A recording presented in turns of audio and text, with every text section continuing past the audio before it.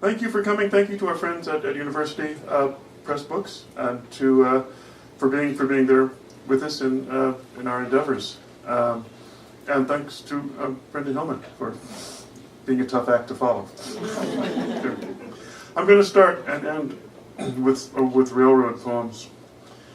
Amtrak, as you Amtrak, as you know, certainly still runs a train between New York and Chicago. It's called the Lakeshore. I've been on it many times, and I've taken people to meet it in upstate New York.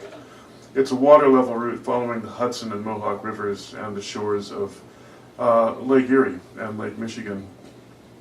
And this is a poem I wrote for the Belgian painter Paul Delvaux in response to his work. He's dead now. He died about 20 years ago. He painted skeletons, nudes, and trains. 1981. Ran that night and pressed my face up against the side of the lakeshore, thinking what? Memory shining in one thing to the next. The sleeping car unimaginably smooth against my cheek and cool. Memory so similar to all else it's everywhere.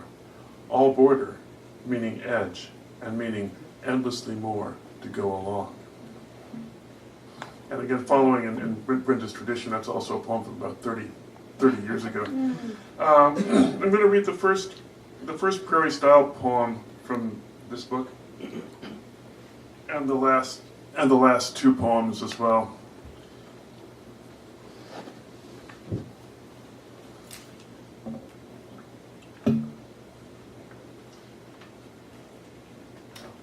Microphones. Prairie style. Subtitled, The Negro in Indiana. Neighborhood is a joke on pleasure. They've got their shores and their white islands, or just a voice to come to like a point of no protest or no return. Voice often gets cast as love, rooting, love's tusk. And the last two poems in the book about the Midwest, but this is about Jamaica. It's called The Black River, and I salute in it the book by Norbesa Philip called Song. We've both written about the same incident. She wrote a book about it. I simply mentioned it. The Black River. On the popular Black River tours, crocodiles approach the boat when the captain calls them. Paradise is full of tremendous images. Love having been a slave here, the serving implicit in love talk. Black River is a town too at the river's mouth where the river, meets the Caribbean, the deep blue sea, the water around little Jamaica. Love in the commonest sense, love in the sense of relief. Jamaica's economic success over the years has to do with it being palatable to Europeans and Americans. But we were in with black tourists from Great Britain, 3 young couples. Other boats from competing charters would pass. We met 2 as we went upstream from town, chock-a-block with white people.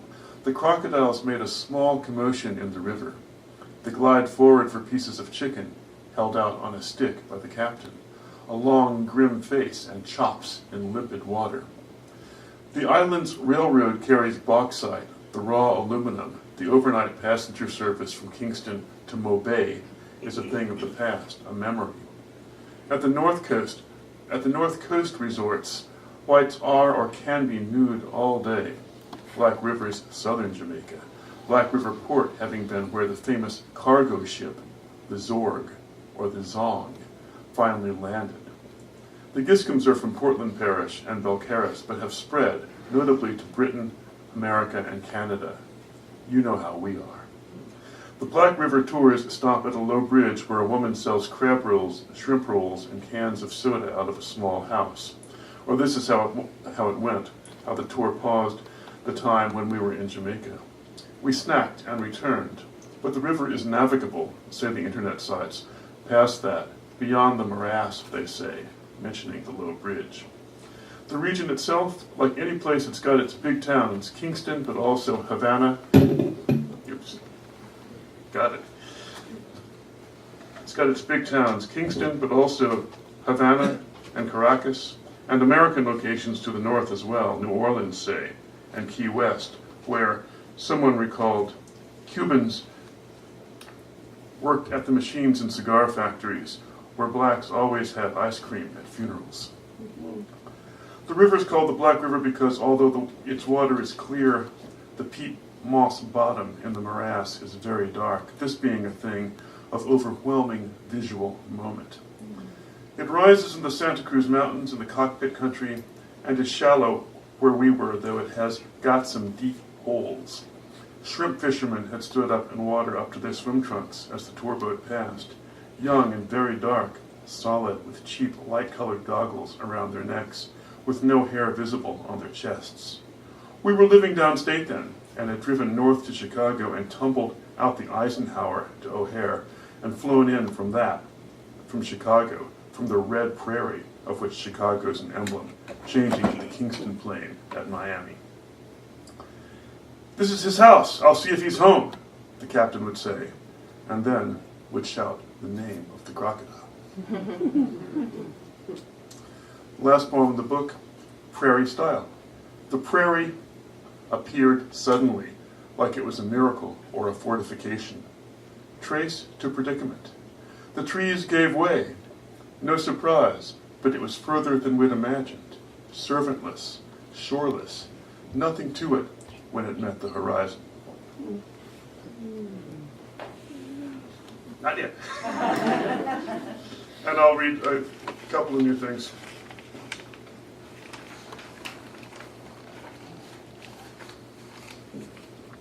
Poem called Safeway. The maps were laid in a book in the permanent collection. Deer in the street, accompanied by cattle and goats, some of which were on tethers but loose, all walking together in conversation in the street. Dignify the monstrous.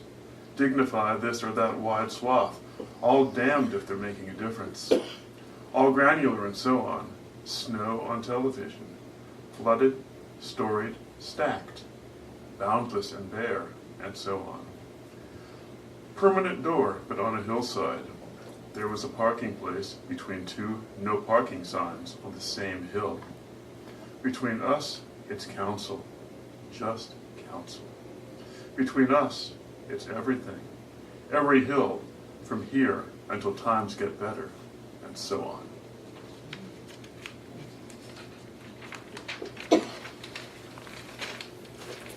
Last.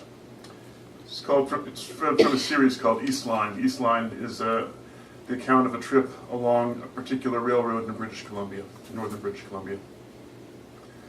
At Sinclair Mills, it speaks to my railroad past and the railroad present as well. At Sinclair Mills, we waded through tall grass down from the new gazebo to the railroad. Another train was coming from the west, though it was moving slowly, invisible to us as we loitered at trackside.